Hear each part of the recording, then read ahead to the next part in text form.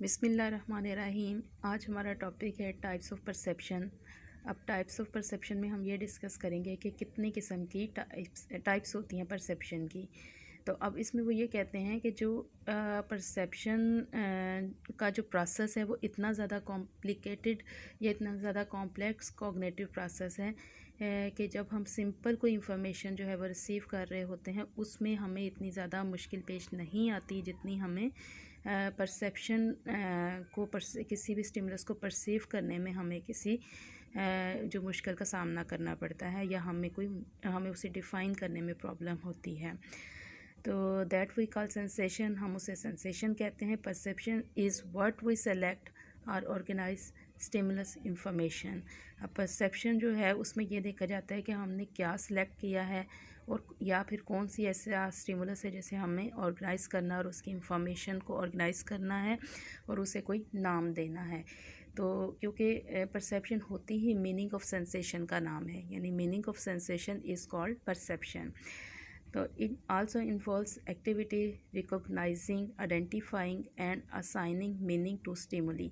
यानी वही बात कि इसका मतलब ये होता है कि किसी भी एक्टिविटी को या किसी भी स्टिमुलस को ऑर्गेनाइज़ करना या उसको रिकॉग्नाइज़ करना, फिर उसे आइडेंटिफाई करना और उस चीज़ को या उस स्टिमुलस को कोई नाम देना या उसको कोई मीनिंग देना जो है वो क्या कहलाता है, वो हमारा परसेप्शन कहते हैं उसको। One of the ways in which we interpret a visual stimulus is to note not only what we are seeing but where it is happen to be। अब इसमें हमने क्या करना है, हमने हमारी इसमें 4 जो परसेप्शन की टाइप्स हैं हमने उसे डिफ़ाइन करना है, जिसमें नंबर 1 पे है डेप्थ परसेप्शन, नंबर 2 पे है मोशन परसेप्शन और नंबर 3 पे है टाइम परसेप्शन और नंबर 4 पे है फॉर्म परसेप्शन। अब जो हमारे पास डेप्थ एंड डिस्टेंस परसेप्शन है, सबसे पहले हम इससे डिफ़ाइन करेंगे कि डेप्थ एंड डिस्टेंस परसेप्शन क्या होती है। जैसे डेप्थ एंड डिस्टेंस से ही वाज़ेह है आप लोगों को कि डेप्थ से मुराद होता है गहराई और डिस्टेंस से मुराद होता है फ़ासला। कि अब हमने ये देखना है कि हम किसी गहराई को और फासले की जो परसेप्शन है वो किस किस तरीके से कर रहे होते हैं। We perceive the world as a 3 dimensional. हम दुनिया को जो परसीव करते हैं तो 3 डायमेंशन में उसको हम परसीव करते हैं। The depth and distance in our world is not something we directly sense. वो कहते हैं डेप्थ एंड जो डिस्टेंस है हमारी दुनिया में, हाँ ये कोई ना कोई चीज़ तो है जिसे हम डायरेक्टली सेंस करते हैं। It is the something we perceive. Helmholtz believed that space perception slowly developed from experience as physiological and psychological events are correlated। अब इसमें वो ये कहते हैं कि रेटिना पर जब लाइट पड़ती है तो फिर रेटिना के सारे पार्ट्स जो हैं स्टिमुलेट हो जाते हैं। सबसे पहले हम डिफ़ाइन करेंगे डेप्थ एंड डिस्टेंस परसेप्शन को। Depth and distance perception mean गहराई और फासले की परसेप्शन, कि हम गहराई और फासले को किस तरीके से परसीव करते हैं।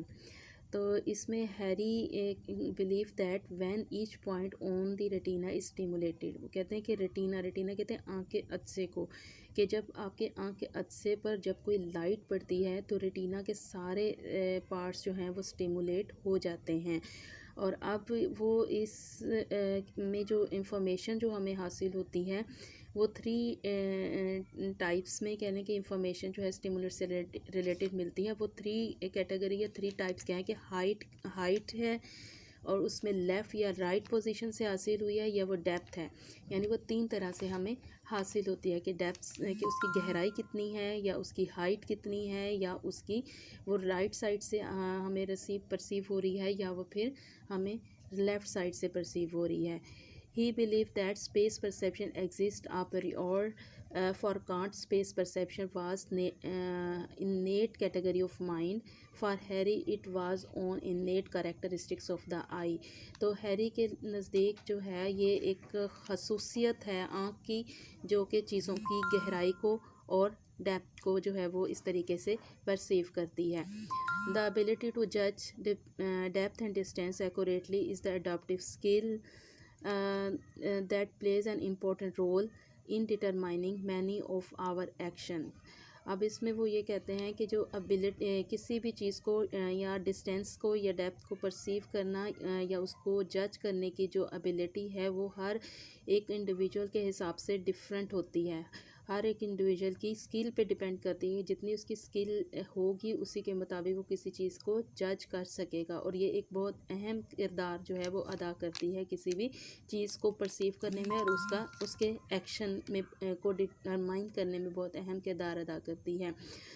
Our ability to make judgment about depth and distance reflects the facts that we are simultaneously responding to a large number of cues, depend and distance। अब इसमें क्या है कि कुछ ऐसी रीजंस हैं या ऐसी कुछ क्यूज़ दिए गए हैं जिसके नतीजे में हम इन डेप्थ या डिस्टेंस को जो है वो दो कैटेगरीज में डिवाइड करके डिफ़ाइन कर सकते हैं, जिसमें नंबर 1 पे cues provided by the environmental, ऐसे हमें क्यूज़ मिलते हैं जो कि हमें एनवायरनमेंट से हासिल होते हैं, also known as stimulus cues और पिक्टोरियल क्यूज़। यानी इसे हम स्टिमुलस क्यूज़ भी कहते हैं और पिक्टोरियल क्यूज़ भी कहते हैं, और या फिर इसे फिज़िकल क्यूज़। यानी ये तीनों नाम जो हैं वो एक ही चीज़ के 3 नाम हैं, स्टिमुलस क्यूज़, पिक्टोरियल क्यूज़ या फिज़िकल क्यूज़। और नंबर 2 पे है properties of visual system itself, or they are known as ocular cues because they are built into the way our visual system work। अब इसमें वो कहते हैं कि प्रॉपर्टीज़ ऑफ विजुअल सिस्टम जो हैं वो भी इसके अंदर इन्वॉल्व होती हैं, जिसमें they are known as ocular cues, जिन्हें हम ऑकुलर क्यूज़ कहते हैं, because they are built into the way, वो इस तरीके से बिल्ट की हुई होती हैं कि आवर विजुअल सिस्टम वर्क, कि हमारा विजुअल सिस्टम जो है वो वर्क करना स्टार्ट कर देता है। अब इसमें मैं ये बताएंगे कि क्यूज़ जो प्रोवाइडेड बाय द एनवायरनमेंट, ऐसे क्यूज़ जो आपको एनवायरनमेंट से हासिल होते हैं, also known as stimulus cues, हम उन्हें स्टिमुलस क्यूज़ कहते हैं और या पिक्टोरियल क्यूज़ कहते हैं, और या फिर इसे फ़िज़िकल क्यूज़ कहते हैं। यानी स्टिमुलस क्यूज़ को आप पिक्टोरियल क्यूज़ भी कहते हैं और फिज़िकल क्यूज़ भी कहते हैं, क्योंकि ये हमें एनवायरनमेंट से हासिल होते हैं। नंबर 2 पे है properties of visual system itself, कि प्रॉपर्टीज़ ऑफ विजुअल सिस्टम जो हैं वो खुद होती हैं, they are known as ocular cues, इन्हें हम ऑकुलर क्यूज़ कहते हैं, because they are built into the way our visual system work. वो अब ये इसमें ये कहते हैं ऑकुलर क्यूज़ क्यों कहते हैं, क्योंकि वो चीज़ हमने पहले देखी हुई होती है, जिस चीज़ को हम परसीव कर रहे होते हैं हमने ऑलरेडी उस चीज़ को पहले देखा हुआ होता है, और इससे हमें अंदाज़ा हो जाता है कि ये चीज़ इतनी ही होगी, क्योंकि हम उस स्टिमुलस को ऑलरेडी पहले देख चुके हैं, इसलिए हमारा उस पर अंदाज़ा हो जाता है। तो हमारे माइंड में उससे रिलेटेड जो है वो स्ट्रक्चर बन चुका होता है, तो इस वजह से हमारा विजुअल सिस्टम जो है वो काम करता है, क्योंकि उसे अंदाज़ा होता है कि ये चीज़ इतनी ही होगी। अच्छा, अब इसमें बात आती है स्टिमुलस क्यूज़ की। वो कहते हैं these cues are actually characteristics of visual stimuli and therefore, वो कहते हैं कि ये क्यूज़ जो हैं वो असल में खसूसियात होती हैं विजुअल स्टिमुली की, और इस वजह से जो है वो इलस्ट्रेट करते हैं द इकोलॉजिकल व्यू कहते हैं माहौलियाती व्यू को, कि वो इकोलॉजिकल व्यू ऑफ परसेप्शन जो है वो उन्हें हासिल होता है। As this cues are known as the physical cues, इसी वजह से इन्हें जो है फिज़िकल क्यूज़ कहा जाता है। We get them from the structure of our environment, क्योंकि हम इन्हें अपने एनवायरनमेंट के स्ट्रक्चर से हासिल करते हैं, जिस किस्म के हम एनवायरनमेंट में रहते हैं हमें उसी तरह के स्टिमुलस भी दिखाई देते हैं, तो उसी जो हमें दिखाई दे रहे होते हैं, जो हम हासिल कर रहे होते हैं, हम उन्हें फ़िज़िकल क्यूज़ कहते हैं, क्योंकि वो हम अपने जो है वो स्ट्रक्चर ऑफ एनवायरनमेंट से हासिल करते हैं। These are called pictorial cues, इन्हें पिक्टोरियल क्यूज़ कहते हैं, because they are use by artist to create the impression of 3 dimensionally on 2 dimensional canvas, क्योंकि वो कहते हैं इन्हें हम पिक्टोरियल क्यूज़ भी कहते हैं। क्यों कहते हैं? क्योंकि इन्हें आर्टिस्ट जो लोग होते हैं, जो पिक्चर्स वगैरह बनाते हैं या ड्राइंग वगैरह करते हैं, वो इन्हें अपनी जो है वो पिक्चर को इम्प्रेशन देने के लिए तो वो इन चीज़ों का इस्तेमाल करते हैं। अब वो कहते हैं some important cues are given below. अब इसमें कुछ ऐसे इम्पॉर्टेंट क्यूज़ दिए जा रहे हैं जिससे आपको डेप्थ या डिस्टेंस का अंदाज़ा होगा। अब इसमें सबसे पहले हम डिफ़ाइन करेंगे रिलेटिव साइज़ को। अब रिलेटिव साइज़ क्या होता है? वो कहता है if two objects are assume to be the same size. अगर हम ये देख लें कि दो चीज़ें जो हैं वो एक ही साइज़ की हैं, the object producing a large image on the retina, और जो है वो कहते हैं एक ऑब्जेक्ट जो है वो ज़्यादा बड़ा जो है वो साइज़ जो है वो शो कर रहा है रेटिना पर, परसीव एज क्लोज़र देन, यानी नज़दीक होने की वजह से, then the one producing a smaller image, और जो दूसरा है वो हमें स्मॉल शो कर रहा है किस वजह से? दूर होने की वजह से। जैसे हम लोग सपोज दैट के सफ़र कर रहे होते हैं तो हमारी साइडों पे दरख्त वगैरह गुज़र रहे होते हैं। अब जो हमारे सामने जो करीब वाला दरख्त होता है वो हमें बड़ा दिखाई देता है, जबकि हम दूर तक नज़र दौड़ाते हैं तो हमें जो आगे वाले दरख्त होते हैं वो हमें साइज़ में छोटे दिखाई दे रहे होते हैं, जबकि सारे दरख्त जो हैं वो मोस्टली इक्वल साइज़ के होते हैं। तो ये होता है रिलेटिव साइज़ के। रिलेटिव साइज़ में हमें चीज़ों की परसेप्शन किस तरह से होती है। इसी तरह से नंबर 2 पे है हमारे पास रिलेटिव हाइट। कि रिलेटिव हाइट क्या चीज़ है? कहते हैं this cues come from the height in the visual field on the ground. More distant objects are usually higher in the visual field than those nearby. We perceive higher object as a further away. अब वो इसी तरह से ये कहते हैं कि जब हम सपोज दैट कि हम अपने घर की छत के ऊपर खड़े होकर बाकी सारे तमाम घरों को देखेंगे तो उसमें जो बिल्डिंग जो है हमें ज़्यादा ऊंची और दूर दिखाई दे रही होगी वो हमें बड़ी दिखाई दे रही होगी और वो हमें ऊंची दिखाई दे रही होगी, लेकिन जो हमारे नज़दीक होगी बिल्डिंग वो हमें छोटी दिखाई दे रही होगी। तो ये किस वजह से हमें ऐसी परसेप्शन होती है या ऐसा परसीव होते हैं? वो हमें हाइट की वजह से इस तरह की परसेप्शन रिसीव होती है। नंबर 3 पे हमारे पास है मोशन पैरालैक्स।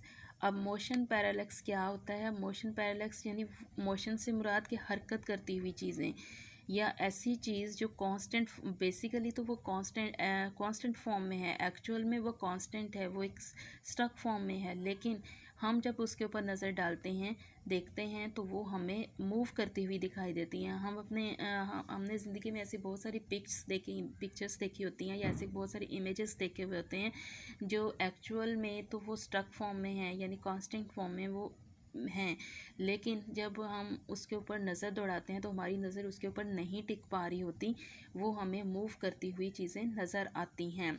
जैसा कि सपोज दैट मैं आपको एक पिक्चर जो है वो शो करती हूँ जिसमें ये पिक्चर है, अगर आप इसके ऊपर नज़र दौड़ाएं तो ये पिक्चर आपको मूव करती हुई नज़र आएगी, इसके ऊपर आपकी नज़र जो है वो ठहर नहीं पा रही। तो इस चीज़ को हम क्या कहते हैं? Motion parallax.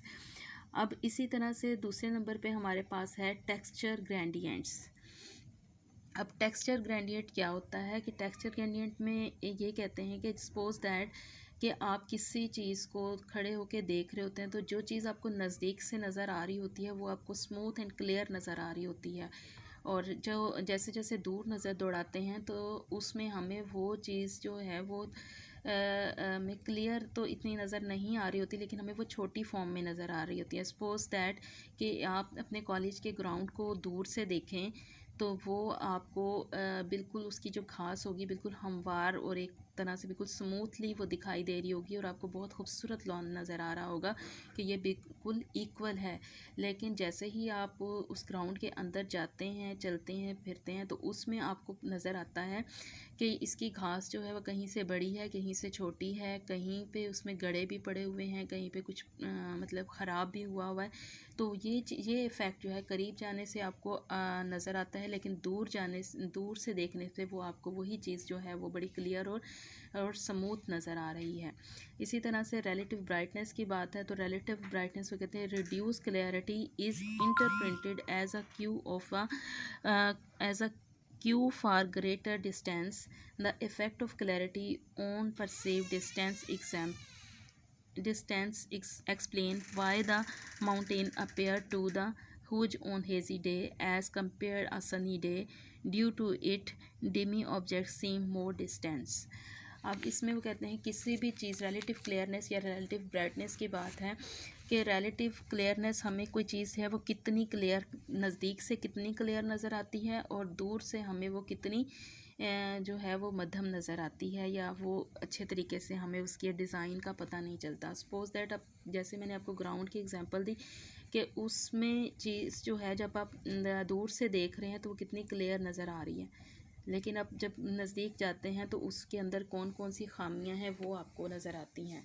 इसी तरह से आप जब जैसे मैं अभी आपको एक पिक शो करवाती हूँ कि ये पिक है, इसको जब आप नज़दीक से देख रहे हैं तो इसके बॉक्स आपको बड़ा क्लियर, इसका डिज़ाइन आपको बड़ा क्लियर नज़र आ रहा है कि ये डिज़ाइन किस तरह से बना हुआ है। लेकिन जैसे जैसे आगे की तरफ नज़र जा रही है तो यही हमें डिज़ाइन बना हुआ छोटा छोटा नज़र आता है और क्लियर उसका डिज़ाइन हमें नज़र नहीं आ रहा।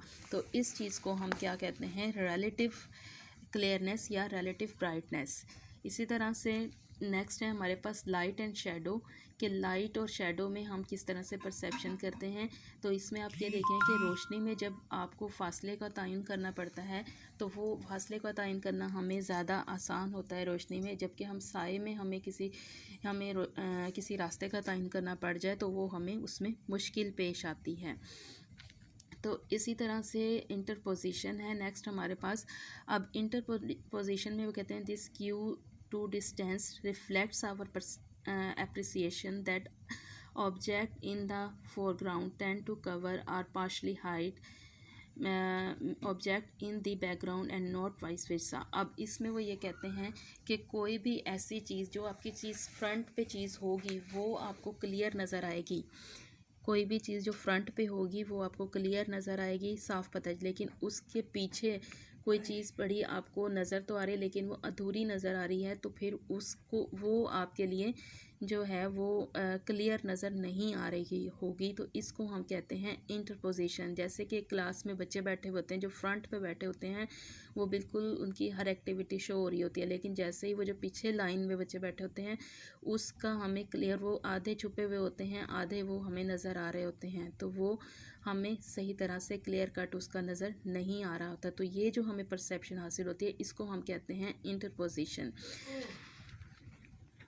नेक्स्ट हमारे पास है बिनोकुलर क्यूज़। बिनोकुलर क्यूज़ में है रेटिनल और बिनोकुलर डिस्पैरिटी। अब इसमें वो कहते हैं कि one important cue for this depth comes from the fact that we are binocular creature, that is we have two eyes. Our eyes obviously look out onto the world from silently different position. अब इसमें वो ये कहते हैं कि हमारे पास दो आँखें हैं, अब हम दोनों आँखों से दुनिया को देखते हैं और डिफरेंट पोजीशन से देखते हैं, and as a result each eye has different view of the world. अब इसमें वो कहते हैं कि हर आई का जो है वो different view of the world होता है। जब हम दो आंखों से चीज़ों को देखते हैं तो उसके व्यू, उसमें उसका व्यू जो होता है वो डिफरेंट होता है, और जब हम एक आंख से देखते हैं तो फिर उसी चीज़ का व्यू थोड़ा सा डिफरेंट हो जाता है।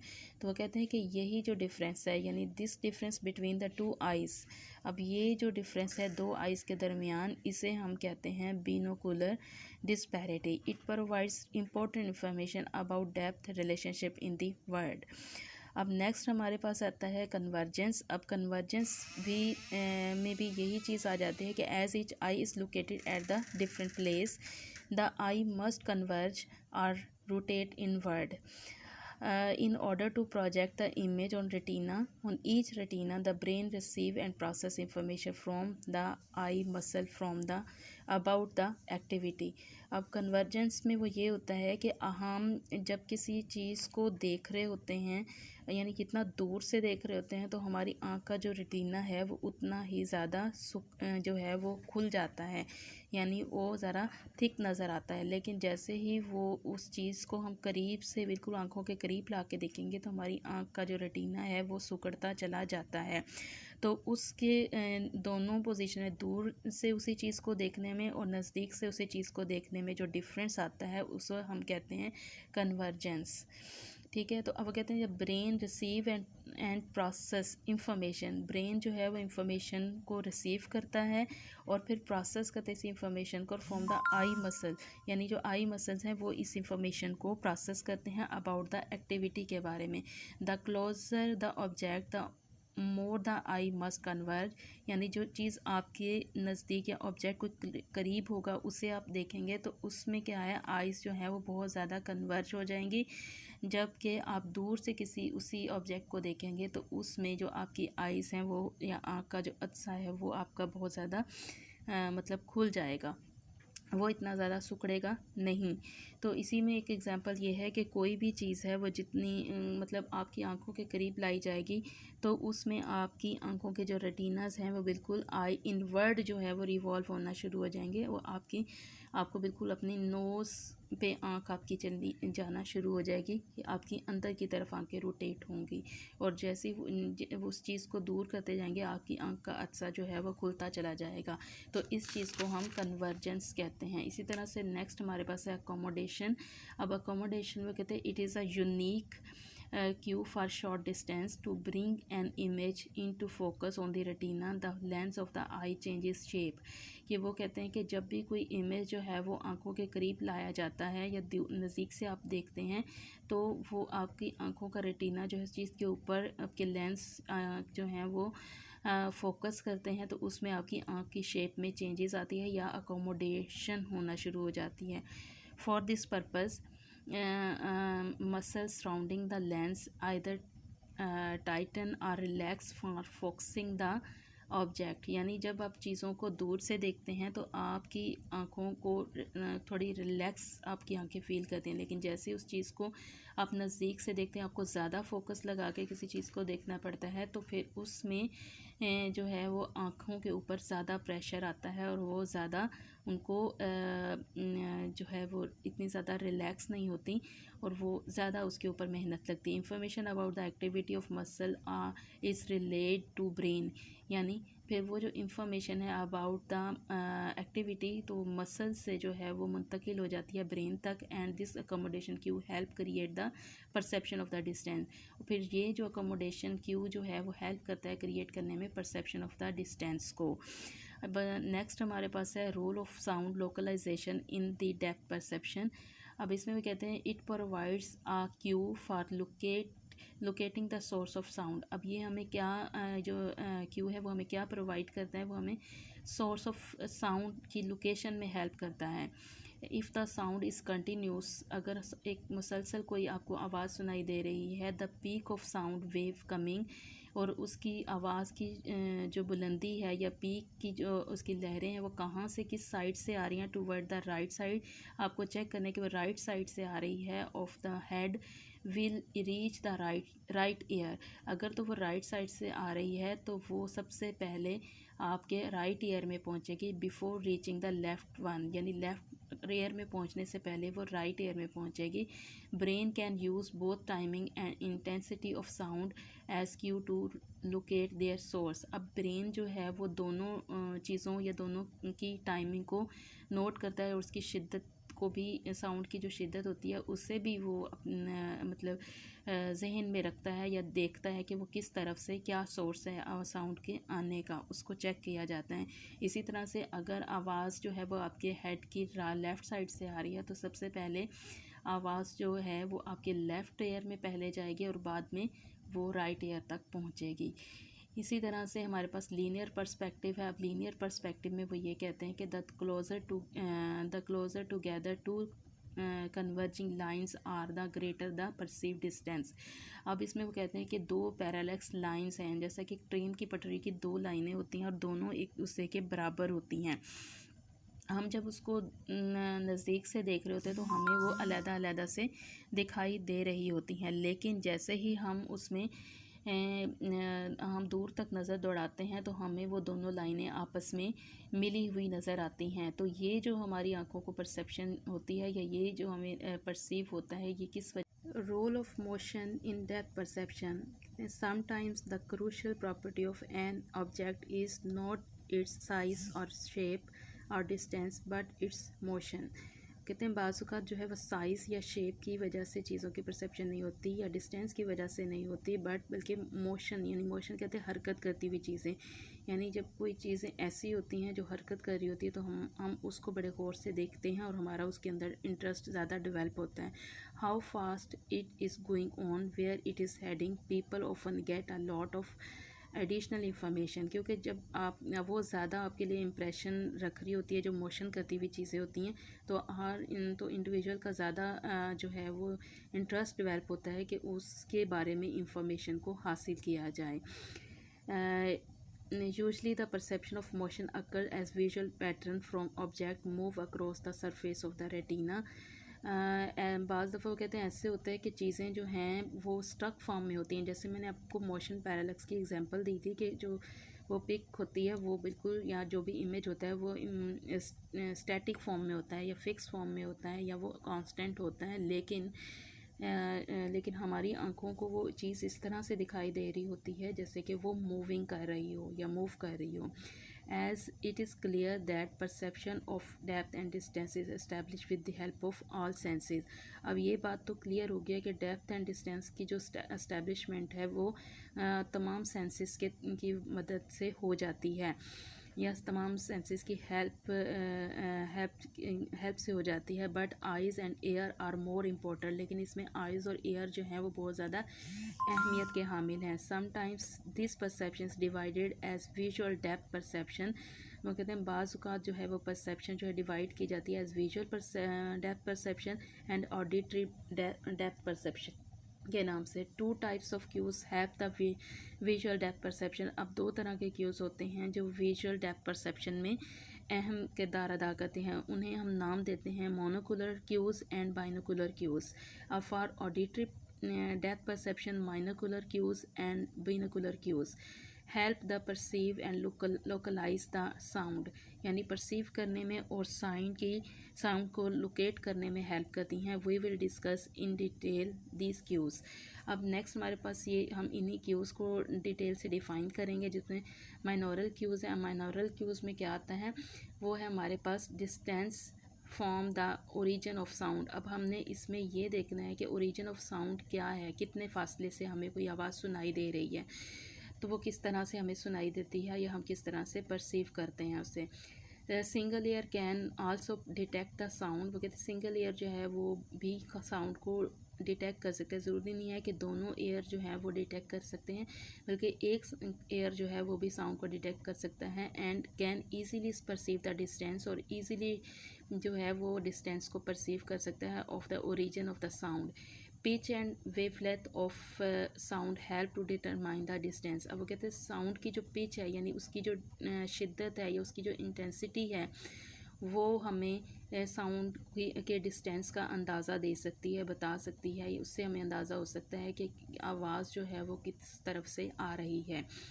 इंटेंसिटी ऑफ साउंड जो है indicate that it is coming from nearby, यानी इंटेंसिटी ऑफ साउंड जो है वो ये हमें इशारा दे सकती है कि जो आवाज़ जो है वो नज़दीक से आ रही है या दूर से आ रही है। अब सॉफ्ट एंड लो वॉइस जो है may be detected as coming from far off. अब या जो लो या सॉफ्ट वॉइसेस अगर हमें कोई सुनाई देती हैं तो वो हमें इस तरह से डिटेक्ट हो जाती है कि वो आवाज़ जो है वो हमें कहीं दूर से आ रही है, यानी उसका अंदाज़ा हो जाए कि वो नज़दीक से नहीं, वो दूर से आ रही है। जबकि कोई बहुत ज़्यादा हाई पिच की आवाज़ होगी तो उसका हमें अंदाज़ा हो जाता है कि ये कहीं नज़दीक से आवाज़ हमें सुनाई दे रही है। इसी तरह से नेक्स्ट हमारे पास है डायरेक्शन ऑफ साउंड की डायरेक्शन कैसे पता चलती है। Single year can detect that sound very easily, कि वो कहते हैं कि सिंगल ईयर जो है वो आसानी के साथ किसी भी आवाज़ को जो है वो इजीली डिटेक्ट कर सकता है, which is in line of that year, कि उससे हमें अंदाज़ा हो जाता है कि आवाज़ की जो डायरेक्शन है वो किस लाइन से आ रही है, क्या या किस तरफ से आ रही है, किस डायरेक्शन से आ रही है। इसी तरह से हमारे पास है बाइनोरल क्यूज़। अब बाइनोरल क्यूज़ में सबसे पहली हेडिंग हमारे पास है टाइम डिफरेंसेस। अब टाइम डिफरेंसेस में ये है कि sound reaches in that year which is in line of it, यानी साउंड सबसे पहले उसी ईयर में पहुंचेगा जिस सिमत से आवाज़ उसको सुनाई दे रही होगी या जिस लाइन से उसे आवाज़ सुनाई दे रही होगी। For example a sound coming from our right side, यानी इस फॉर एग्ज़ाम्पल ये कि हमें आवाज़ जो हमारे राइट साइड से पहले कान में पहुंचती है इन द राइट ईयर में फर्स्ट, तो then to the left one, तो फिर वो दूसरे यानी लेफ़्ट ईयर में जाती है। दिस टाइम डिफरेंस जो है इन परसीविंग द साउंड इंडिकेट्स, अब हम ये जो टाइम जो डिफरेंस है टाइम का परसीव करने का, आवाज़ के एक कान में आवाज़ पहले आ रही है, दूसरे कान में बाद में जा रही है, तो ये जो डिफरेंस है टाइम का, इसे हम कहते हैं टाइम डिफरेंसेस। तो ये क्यों होता है, तो ये कहते हैं the sound indicate the direction of sound. अब इसमें क्या है, नंबर 2 पे है इंटेंसिटी डिफरेंस। अब इसकी शिद्दत की डिफरेंस का अंदाज़ा भी हमें किस तरह से होता है, वो भी हमें ऐसे ही होता है कि sound coming from our right side reaches in our right ear with its full pitch, यानी साउंड जो है वो अगर हमें राइट साइड से हमारे पास पहले पहुंच जाए तो वो हमारे राइट ईयर में पहले आवाज़ आएगी और वो फुल पिच के साथ हमारे कान में आवाज़ यानी राइट ईयर में आएगी, और फिर जो है लेफ़्ट ईयर में उसकी आवाज़ तो जाएगी लेकिन वो कम शिद्दत के साथ आवाज़ जो है वो उस ईयर में जाएगी, क्योंकि जितनी ज़्यादा शिद्दत का जो फुल जो वॉल्यूम था वो हमारे सबसे पहले जिस कान ने रिसीव की आवाज़ उसने उसको जो है वो बियर कर लिया है। अब जब वो दूसरे कान में उसकी आवाज़ जाएगी तो तब वो दूसरे कान तक पहुंचते हुए उसकी आवाज़ की इंटेंसिटी जो है वो कुछ कम हो चुकी होगी, तो लिहाजा वो लेफ़्ट ईयर में या उस कान में जो बाद में जिसमें आवाज़ पहुंची है वो उसे कम इंटेंसिटी का सामना करना पड़ेगा। इसी तरह से नंबर 3 है हमारे पास हेड मूवमेंट, कि हम हेड मूवमेंट क्यों करते हैं। उसमें यह है कि often we move our head right और left and in undetectable manner, कि बाज़ औक़ात हम अपने सर को राइट या लेफ़्ट की तरफ मूव करते हैं जब हमें कोई आवाज़ जो है वो अनडिटेक्टेबल हो या हमें पता ना चल रहा हो कि आवाज़ किस तरफ से आ रही है। सपोज़ दैट कि जैसे कोई जहाज़ की आवाज़ होती है तो हमें आवाज़ सुनाई दे रही होती है लेकिन हमें नज़र नहीं आ रहा होता, या हमें समझ नहीं आ रही थी कि किस तरफ से आ रही है। हमारा अंदाज़ा होता है कि शायद राइट साइड से आ रही है या शायद लेफ़्ट साइड, तो तब हम अपने हेड को मूव करते हैं आवाज़ की सिमत को सुनने के लिए, उसकी डायरेक्शन को जांचने के लिए कि ये आवाज़ किस तरफ से आ रही है। तो purpose of this movement is to perceive the direction of sound, यानी हमारे हेड की जो मूवमेंट करने का जो पर्पस होता है वो यही होता है कि हम डायरेक्शन ऑफ साउंड को परसीव कर सकें। with head movement intensity difference and time difference both cues can be perceived। अब इसी तरह से हमारे पास है अदर क्यूज़। अब अदर क्यूज़ में क्या है कि with visual and auditory cues, visual और ऑडिटरी क्यूज़ के साथ we also depend upon some other factors which help us to detect the origin of sound and distance of sound, जो कि हमें कुछ और फैक्टर्स भी हैं जो असरअंदाज होते हैं या जिस पे हम डिपेंड कर रहे हैं परसेप्शन के लिए, तो वो हमारी हेल्प करते हैं डिटेक्ट करने में ओरिजिन ऑफ द साउंड और डिस्टेंस ऑफ द साउंड को। Our mental set is quite important, वो कहते हैं हमारा मेंटल सेट जो है वो बहुत ज़्यादा अहमियत का हामिल है इन दिस रिगार्ड, इस हवाले से। अब the way we interpret our available information determines the depth perception. अब इसी तरह से वो कहते हैं कि mood, interest and our learning affect करती है, हमारा जो मूड है, हमारा इंटरेस्ट है और हमारी जो लर्निंग है इफ़ेक्ट करती है all this process of interpreting and selecting the stimuli, यानी तमाम इस प्रोसेस को हमारा मूड बड़ा जो है वो असरअंदाज होता है, हमारी जो लर्निंग है बड़ी असरअंदाज होती है, हमारे इंटरेस्ट बड़े असरअंदाज होते हैं इस तमाम प्रोसेस को देखने के लिए या इस तमाम प्रोसेस को इंटरप्रेट करने के लिए या किसी भी स्टिमुलस को सेलेक्ट करने के लिए जो है हमारा मूड, इंटरेस्ट और लर्निंग जो है वो काफ़ी अहमियत की हामिल है, उसका भी बहुत ज़्यादा इफ़ेक्ट हमारी परसेप्शन के ऊपर होता है।